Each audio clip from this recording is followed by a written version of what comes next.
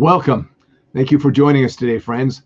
We are here. We are mainline executive coaches and ACT with this is what we do, mainline executive coaching and ACT. And we're going to talk about this idea today of, we could call it the Sorcerer's Apprentice. All right.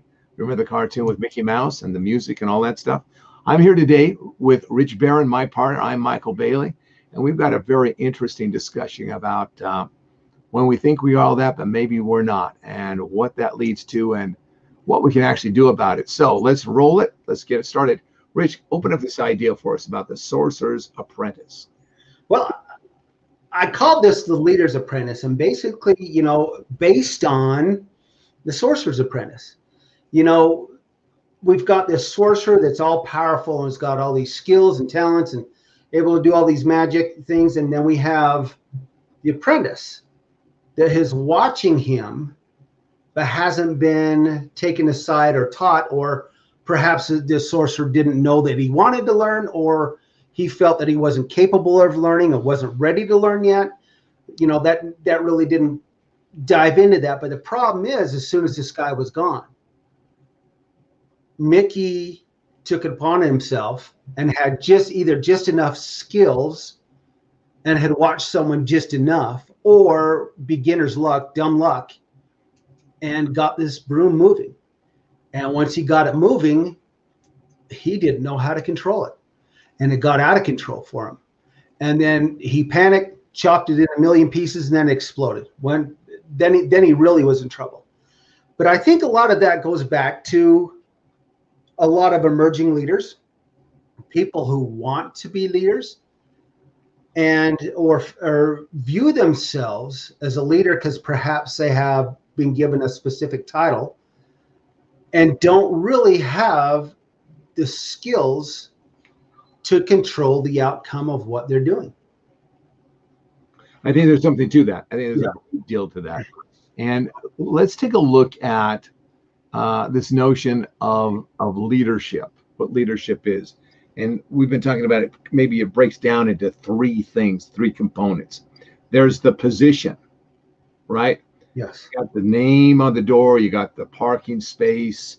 You got all these accoutrements that say, I've got this leadership position there. All right, that's great. The second part of that, though, is where it really starts to say something. Do you have the abilities to really get the job done? I mean, Mickey thought if he had the robe on, if he had the hat, if he had, the magic wand, and all the accoutrements now to be the sorcerer, to be the magic guy, right? But when he got down to it, he really didn't have the abilities. He didn't have the experience. He didn't have all these skills in place to take that on, right? And so if you're going to be a leader, you've got to have these abilities. And I'm going to tell you, as I look at leaders, these are masterful people. The best leaders are really masterful at what it is they do. I don't know, maybe there's 5%, the stats that we look at that are really, really good at what it is that they do, 5%. But it's this combination of abilities and personality and experience and a lot of know-how, and it's almost as if they could walk into a situation with their toolbox of leadership skills and experience and take on whatever it is that they've got to take on there. So to me, it's kind of an interesting thought that being a great leader at some level may almost be like a craft. It absolutely is a craft. It's a big responsibility, but it's a craft nonetheless. There's a lot of things, a lot of skills and talents that really go into this. And it's not something that really is acquired in a short period of time, although some people are natural leaders. It goes beyond that. It goes really, the potential for future performance. And if you're going to really hone those skills or take the time to hone those skills. Yeah. And I think there's another level of that sense of craft or expertise. I'm going to set up this way. I think anytime you get into something that you're really good at, whatever it is, you could be a salesman, saleswoman, you could be a manager, you could be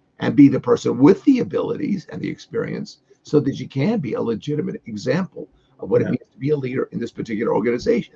It can be done, and we can help. You know, I got to give an example. I didn't tell you about this, Maikel, but this happened to me today. It's maybe a little bit of an example of what happens if suddenly things go awry and you're not ready for it. You know, I was driving back to my house today. I'd gone. My dog was at the groomer. My wife said, "Please, can you go pick him up?" So I went and picked him up.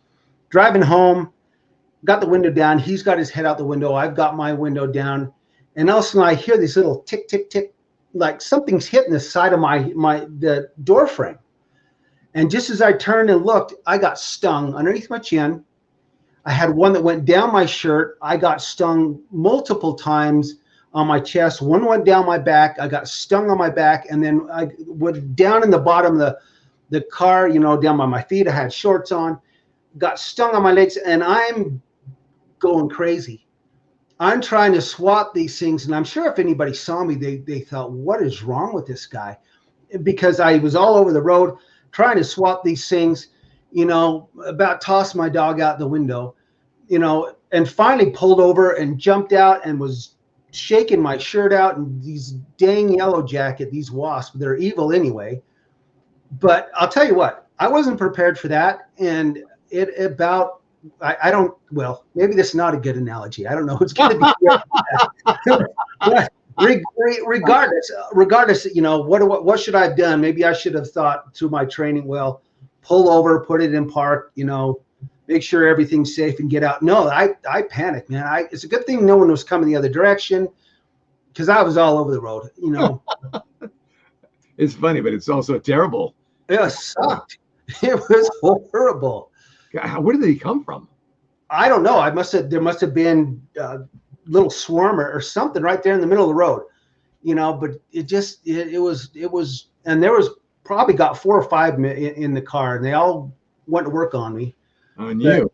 On me. I don't know. Maybe that's a bad analogy. So no, well, maybe the analogy is here. When you think you're driving down the road and you think it's all in control, and suddenly you're hit with a pack of yellow jackets, you know, maybe there's a message there. Yeah, maybe so. Yeah, you got to if you don't have the training, you're gonna crash.